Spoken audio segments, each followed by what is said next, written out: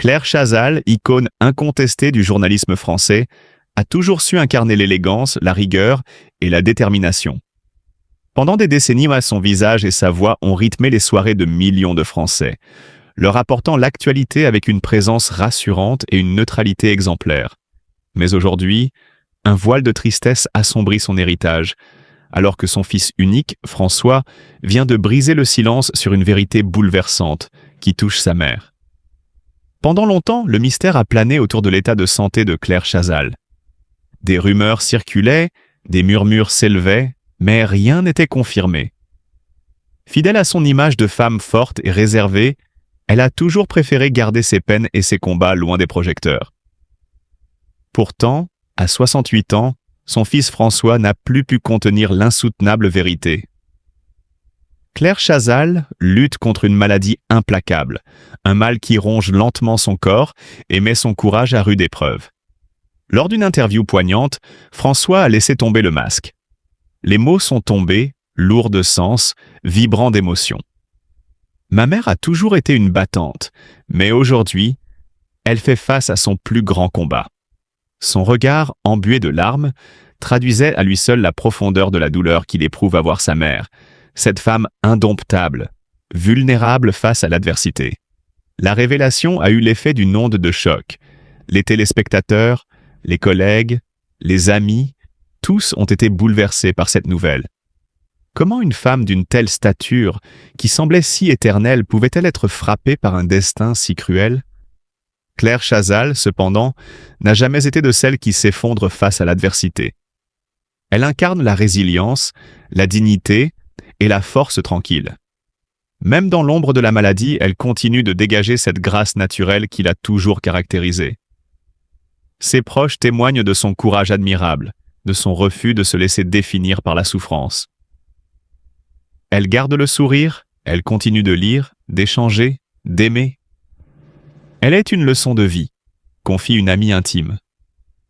Son fils François, dans cet océan d'émotions et de révélations douloureuses, a tenu à rappeler l'essence même de Claire Chazal.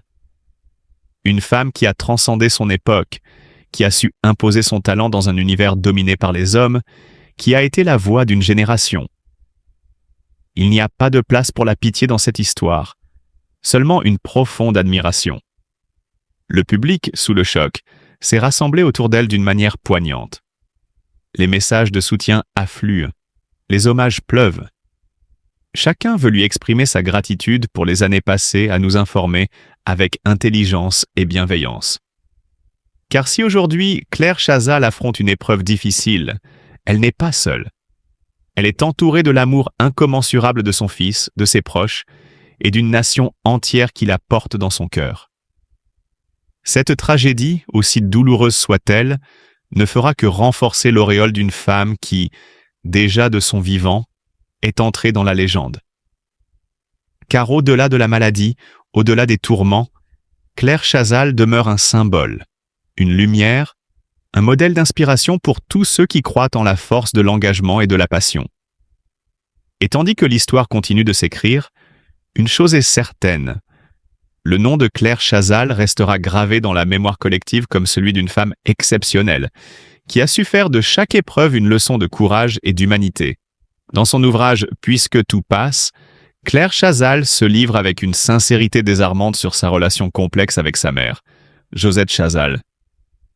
Elle évoque une enfance marquée par une certaine froideur maternelle, où les démonstrations d'affection étaient rares. Cette distance émotionnelle a laissé une empreinte indélébile sur Claire qui confie « J'aurais tant voulu qu'elle poursuive.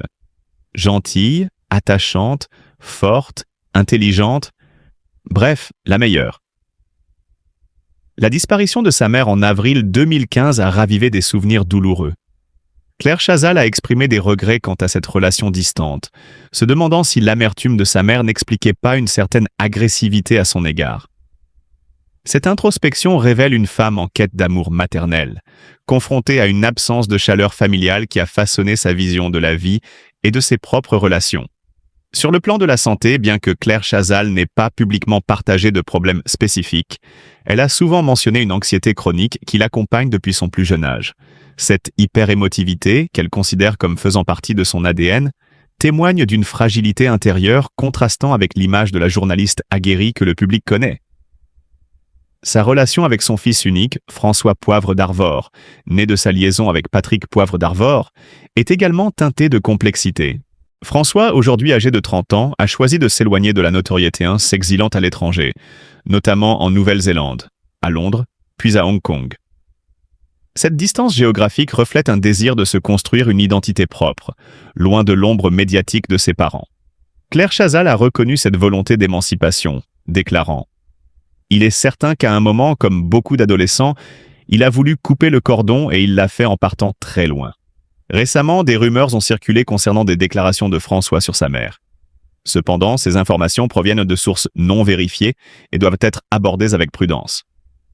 Il est essentiel de se référer à des sources fiables avant de tirer des conclusions sur la nature de leur relation actuelle.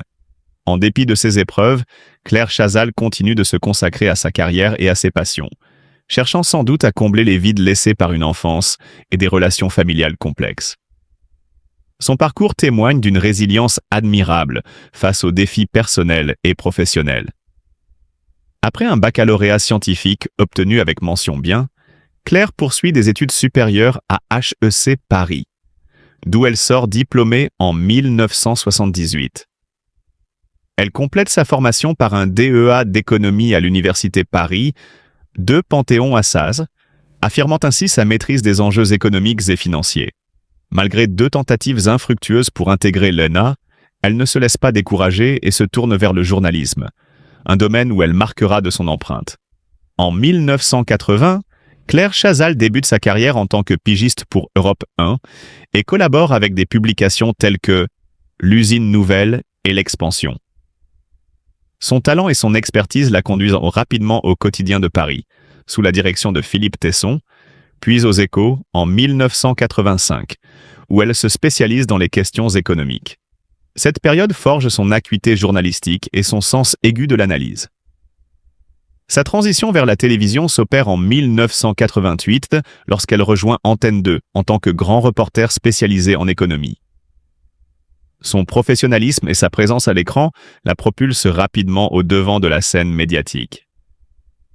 C'est en août 1991 que TF1 lui confie la présentation des journaux télévisés du week-end, une responsabilité qu'elle assumera avec brio pendant près de 24 ans.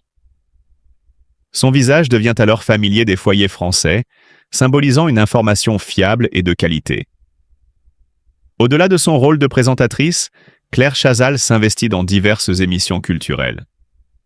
La carrière de Claire Chazal est également jalonnée de distinctions honorifiques. Elle reçoit le 7 d'or de la meilleure présentatrice de journal télévisé en 1991, le prix Roland d'Orgelès en 1998 et le prix Richelieu en 2003. Son engagement et son professionnalisme sont reconnus par l'État français, qui la nomme chevalier de la Légion d'honneur en 2004, puis officier de l'Ordre des Arts et des Lettres en 2022. Ces distinctions soulignent son apport significatif au paysage médiatique et culturel français.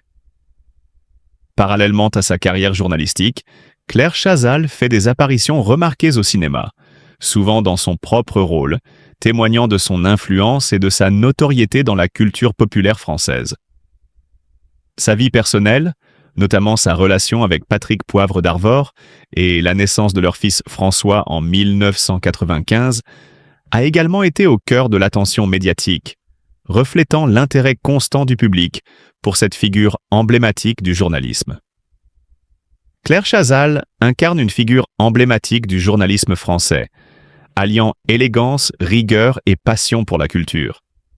Son parcours exceptionnel, marqué par une présence continue à l'écran et un engagement profond envers l'information et la culture, fait d'elle une personnalité incontournable du paysage médiatique français. Face à cette tragédie, il est temps pour nous tous de faire preuve d'amour, de compassion et de soutien. La vie est imprévisible et personne n'est à l'abri des épreuves. Nous devons apprendre à écouter, à comprendre et à entourer ceux qui souffrent, sans jugement ni indifférence. Claire Chazal, qui a marqué l'histoire du journalisme par son professionnalisme et son élégance, mérite aujourd'hui notre respect et notre bienveillance.